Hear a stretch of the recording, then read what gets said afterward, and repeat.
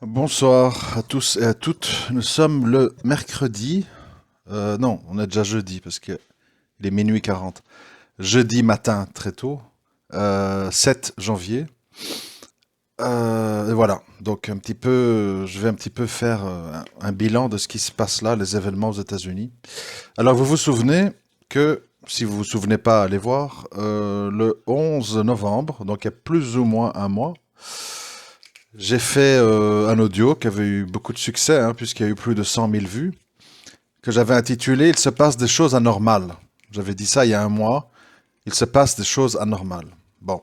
Donc en fait, maintenant, on est dans la concrétisation, dans la maturation de ces événements anormaux. Je pense à quoi? Tout d'abord, euh, on en parle sans en parler. On le souligne sans en expliquer la gravité. On a une montée généralisée de tout ce qui est autre que monnaie papier. C'est-à-dire cuivre, or, argent, crypto-monnaie, bitcoin. Il y a tout qui monte et qui monte, dans le cas du bitcoin, d'une façon extraordinaire. Je veux dire, il faut quand même avoir un petit peu, se remémorer les choses. Le bitcoin, il n'y a pas si longtemps, je ne sais plus précisément parce que je ne suis pas ça au jour le jour, il n'y a pas si longtemps, moi j'ai vu du bitcoin à 4 5 000 dollars. Nous sommes ce soir à 36 000.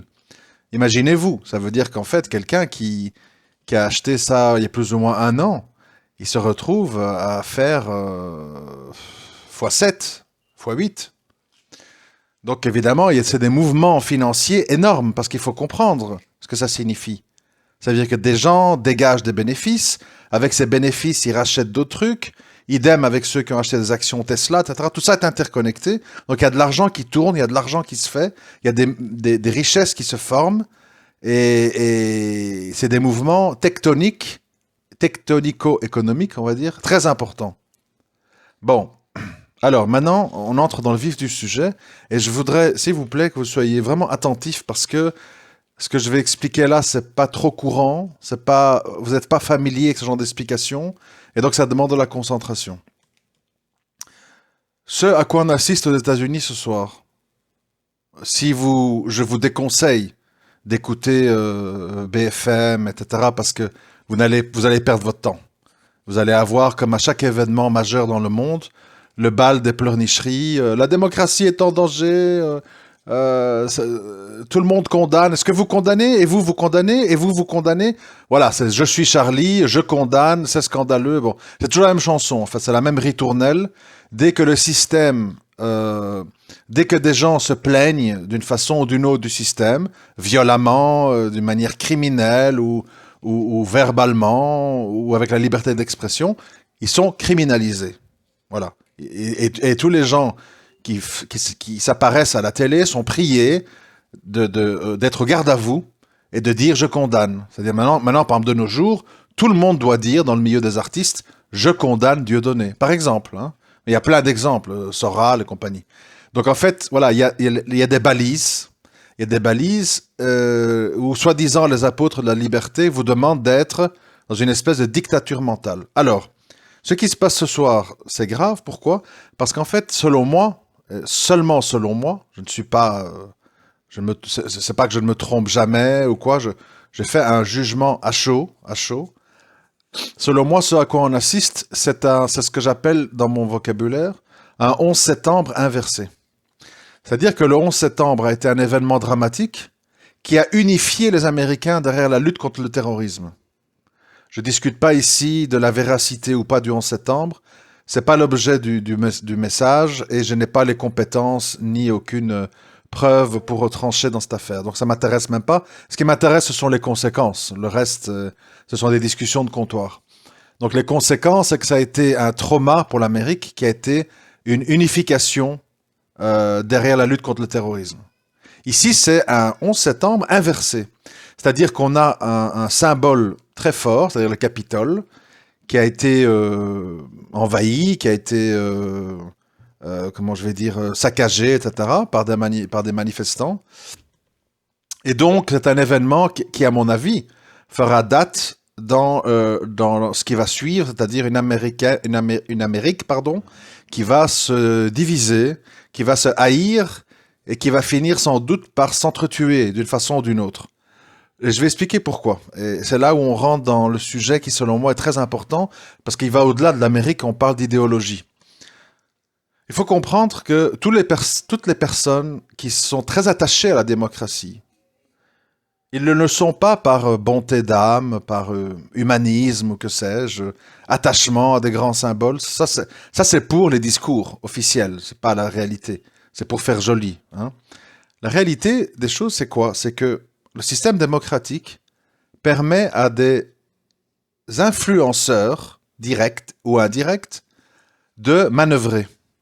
C'est-à-dire qu'on peut faire des choses au niveau médiatique, au niveau économique, au niveau sociétal, qu'on ne peut pas faire dans une dictature ou un régime fort, type Erdogan, Poutine, etc. Donc ça donne un certain levier à des forces entre guillemets occultes, c'est-à-dire dans l'ombre, qui peuvent à travers les médias, les télévisions, les magazines, des chanteurs, des films, des séries, etc., influencer la société. Et ces gens-là sont profondément anti-dictatorial ou régime fort, parce que dans ce cas-là, ils ne peuvent pas agir. Alors ici, ce qui se passe en fait, c'est quoi? C'est que ce qui s'est passé ce soir, en fait, c'est je m'excuse d'être brutal, mais il faut appeler un chat un chat. C'est la crucifixion de Trump. Et parce que quelque part, en parlant de cet événement, en ayant sans doute, je veux dire, réfléchissez 2 minutes. Hein. L'Amérique, pour moins que ça, on tire dans le tas. Hein. Ici, ils auraient pu très bien empêcher ces gens de rentrer au Capitole. En dépêchant l'armée immédiatement. Et d'ailleurs, je m'étonne, on est occupé à voter l'intronisation de Biden et il n'y a pas des forces militaires pour protéger les lieux. Il n'y a que 2-3 flics avec des baguettes et des petits pistolets devant des groupes de centaines de gens. C'est pas très sérieux. Et c'est pas très sérieux parce que c'est intentionnel. Et c'est pas du complot ce que je dis. C'est du bon sens. C'est-à-dire que la situation était occupée à pourrir avec Trump. Il y avait des gens qui n'étaient pas convaincus, certains sénateurs républicains ne voulaient pas avaliser la victoire de Biden, etc. Donc il fallait un événement traumatisant. Ils font chaque fois, c'est la stratégie du choc, vous voyez. Il faut un événement traumatisant pour fédérer les gens. Donc on a voulu attaquer l'Afghanistan et l'Irak, on fédère les gens derrière le 11 septembre. We are under attack. America great again, machin, on doit se mobiliser pour l'Amérique, pour nos valeurs, on fédère. Ici, tout simplement maintenant, Trump est dépassé par son aile dure, qui a été certainement encouragé ou facilité par des gens qui ont dit « maintenant ça suffit, il faut mettre ce type hors jeu ». Et maintenant, vous allez voir dans les jours à venir qu'en fait, Trump va commencer à baisser la tête, il va commencer à marcher la queue entre les jambes, ses amis vont s'éloigner de lui parce qu'ils ont des carrières et ces carrières se poursuivent. Elles ne s'arrêtent pas avec Trump. Et c'est la fin de Trump. Parce que cet événement, en fait, va définitivement le mettre hors jeu, le disqualifier.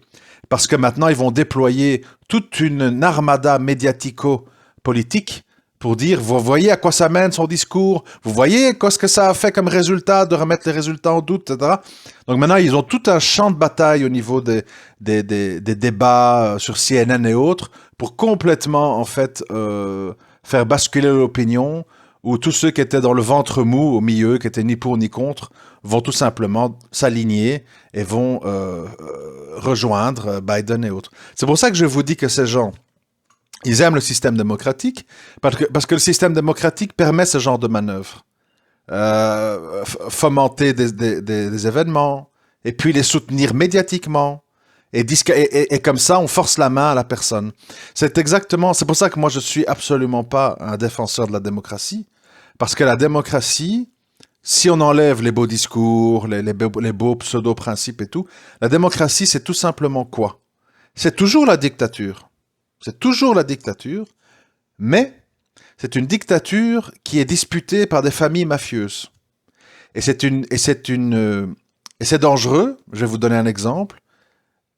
Surtout en période de crise. Pas quand ça va bien. Je donne un exemple. Comme ça, vous allez me comprendre.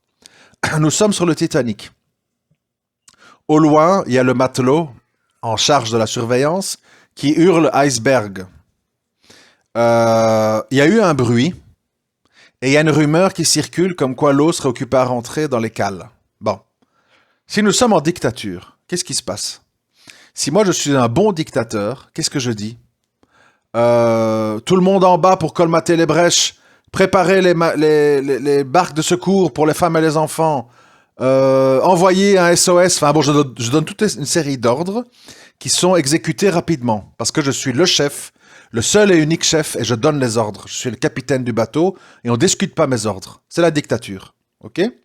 Et à ce moment-là, on sauve un maximum de personnes. Peut-être on empêche le bateau de couler, etc., etc. C'est-à-dire que je peux prendre des décisions efficaces, surtout en période de crise. Par contre, si nous sommes en démocratie, il y a un sous-chef, il y a le responsable des soutes, il y a le responsable des restaurants, il y a le responsable de la sécurité, il y a le responsable des incendies, etc. Et on commence à discuter. Oui, mais non, si on dit les barques, les gens vont s'affoler. Mais enfin, oui, ils doivent s'affoler parce que c'est grave. Non, il faut surtout pas dire que c'est grave. Donc, les gens commencent à chamailler. Alors, on doit voter. Alors, y a des abstentions, il y a des pour, il y a des contre. On commence à tourner en rond. On commence à faire du business. Écoute, soutiens-moi parce que je te donnerai une enveloppe, je te faciliterai pour que ton fils monte de grade. On commence à faire de la mafia, vous voyez, des chipotages, pour faire avancer sa cause. Et au final, c'est celui qui est le plus mafieux, le plus manipulateur, le plus sournois, celui qui a le plus de relais dans le bateau, qui arrive à convaincre tous les sous-chefs d'aller dans un sens ou dans un autre. Et donc, c'est évidemment extrêmement dangereux, parce qu'on parle d'un drame à éviter, dans lequel on ne peut pas chipoter. Eh bien, la démocratie, c'est la même chose. Tant que tout va bien, l'économie, on fait une petite guerre à gauche, à droite pour faire tourner les trucs d'armement, on innove technologiquement, l'industrie d'Hollywood propage les films dans le monde entier, les gens admirent l'Amérique à travers Hollywood, le baseball, le basket, le football américain, et ceci, les courses de voitures. Hein? Tant que c'est comme ça, ben finalement, les petites familles mafieuses peuvent faire leurs arrangements à leur aise, ni vu ni connu, quoi, puisque tout le monde est content, tout le monde mange, tout le monde paye son crédit, tout le monde a ses enfants qui font des études, et tout le monde se dit, bon, ben, ils ont qu'à se faire du fric sur notre dos, c'est pas grave.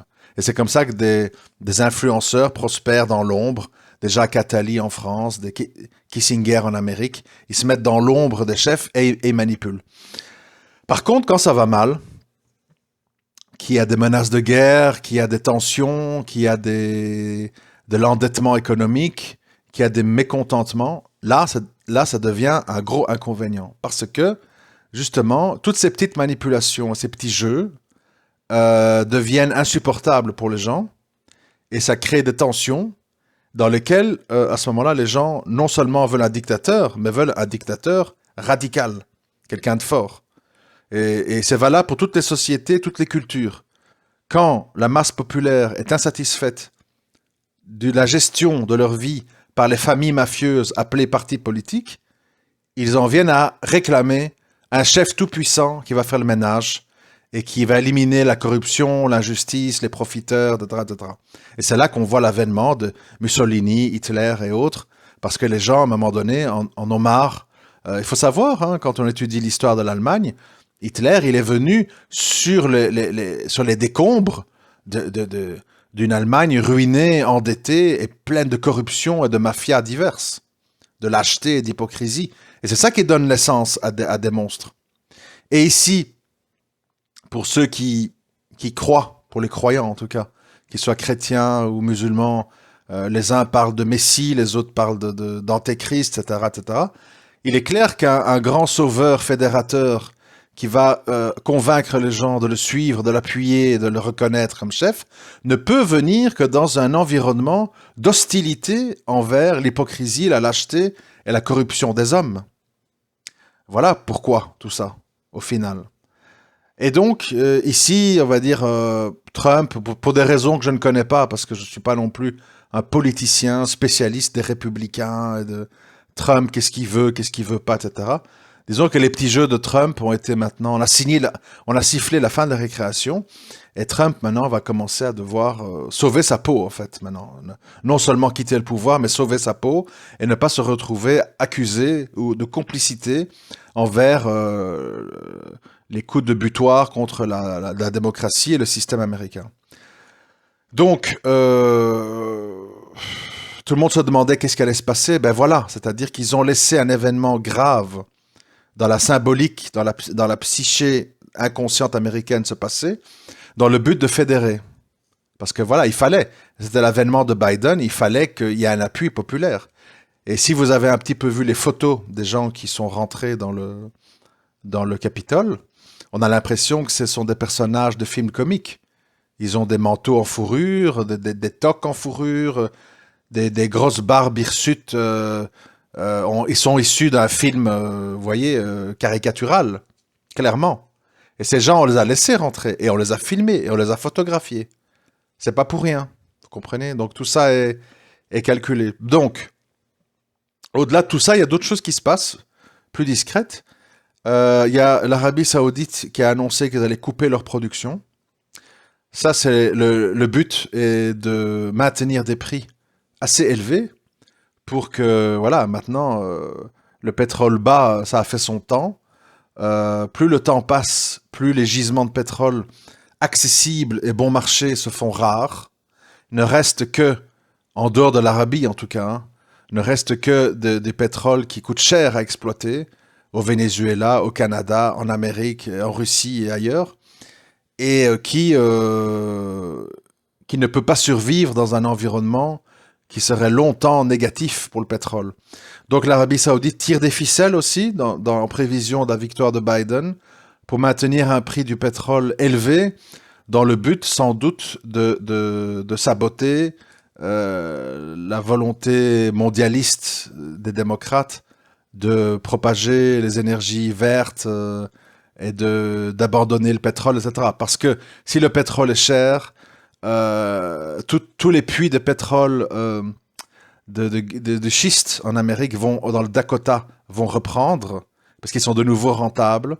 Et donc, de nouveau, tous ces gens vont s'accrocher au métier du pétrole et n'accepteront pas les taxes et les nouvelles lois de Biden. Enfin bon, c'est des manipulations très profondes. Et voilà, nous rentrons dans un monde où, plus que jamais, j'en parlais en 2009, nous sommes 11 ans plus tard, et c'est plus que jamais d'actualité, nous sommes en fait dans un monde de guerre de projets. Entre le monde d'avant, ce qui ne veut pas dire que c'est un monde mauvais, je dis juste le monde d'avant, et le monde d'après, ou comme souhaité être après.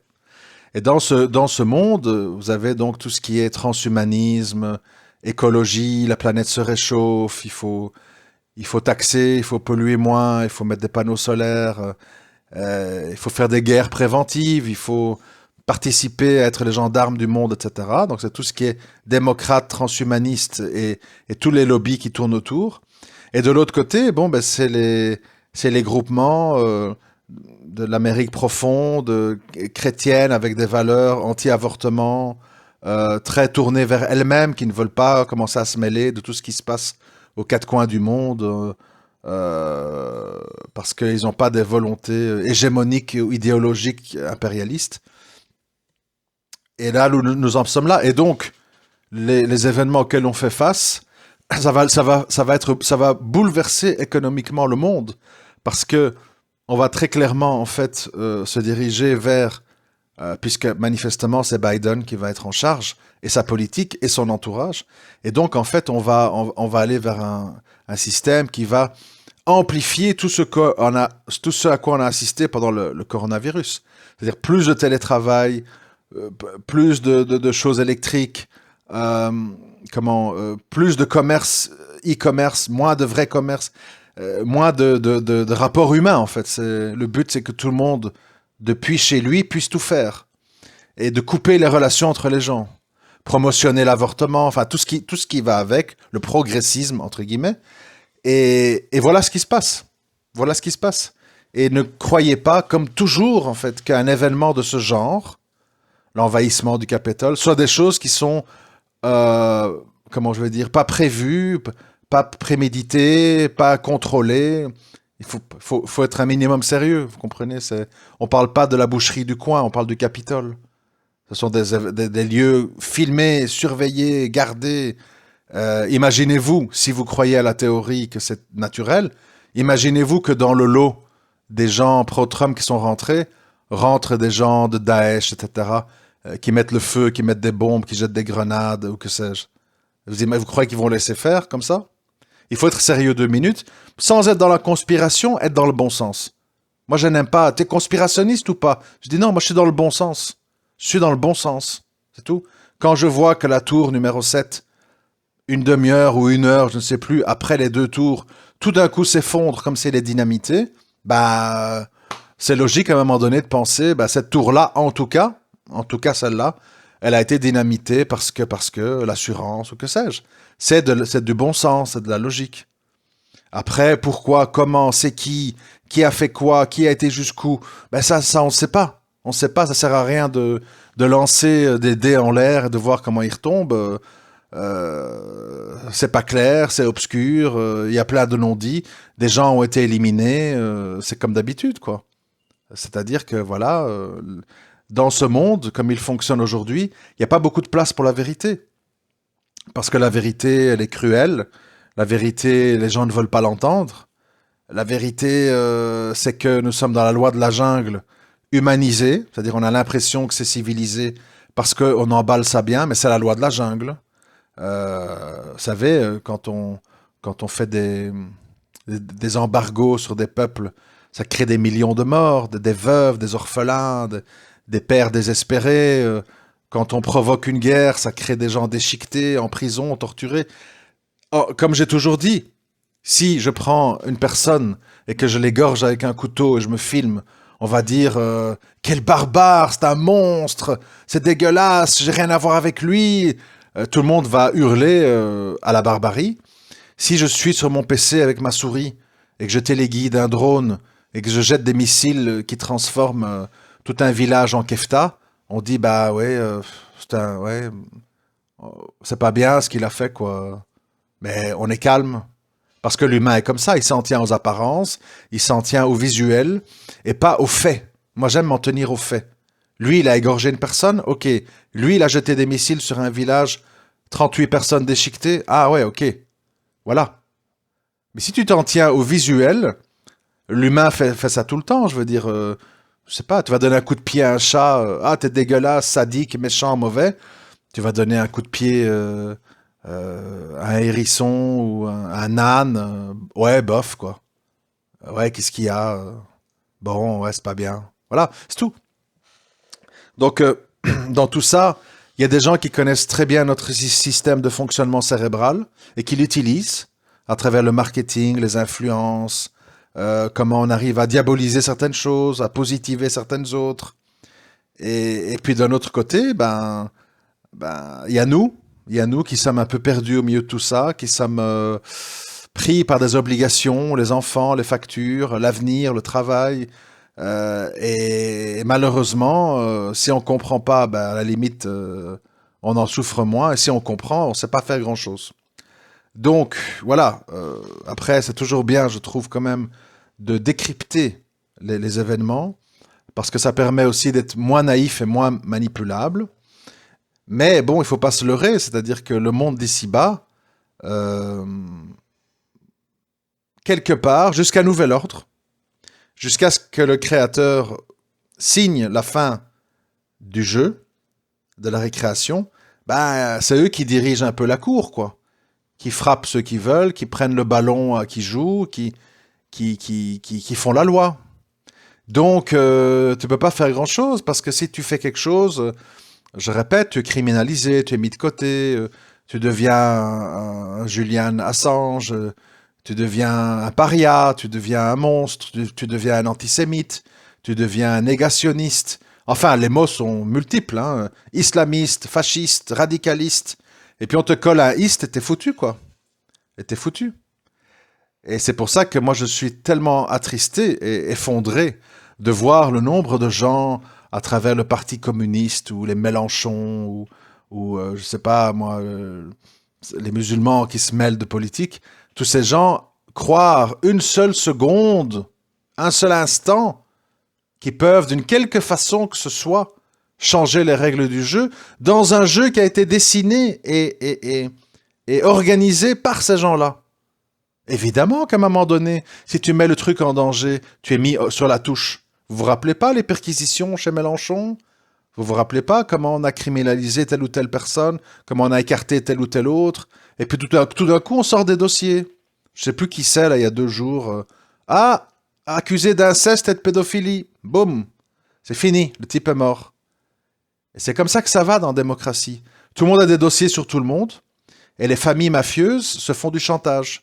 Attention, si mon poulain ne peut pas devenir ministre de la Santé, moi, je lâche telle bombe. Ah, si tu lâches telle bombe, attention, moi j'ai des trucs sur ta fille, là, tu te rappelles quand elle a participé à la manif altermondialiste, on l'a vu jeter des trucs sur les policiers, etc., etc. Donc en fait, c'est un jeu. Le souci qu'il y a, c'est que quand le monde est en... Je me répète, mais quand le monde est en danger, quand le système est en danger, le système économique, le système du travail, la vie des gens, la réalité des gens est en danger, là, la démocratie devient un système très dangereux parce qu'il empêche de bouger, il empêche de prendre des mesures qu'il faut, et il devient en fait un élément contributif à l'avènement d'un être ultra radical, ultra revanchard et ultra dictatorial. C'est ça le résultat de l'excès de démocratie, l'excès de corruption. C'est que ça mène à un excès dans l'autre sens. D'où, moi, je préfère des politiques avec un homme fort, qui n'est pas impeccable, qui n'est pas totalement respectable ou bien, mais qui, dans les grandes lignes, préserve l'essentiel. Et prend des décisions rapides, claires et précises. Mais voilà. Ici, on a fait de la démocratie une religion, un espèce de temple sacré. Aujourd'hui, dans les médias, on parle du Capitole comme si on envahit la Mecque ou le Vatican. Et c'est devenu une religion. Donc ça veut dire que c'est quelque chose qui n'est plus négociable, c'est quelque chose qui n'est plus discutable.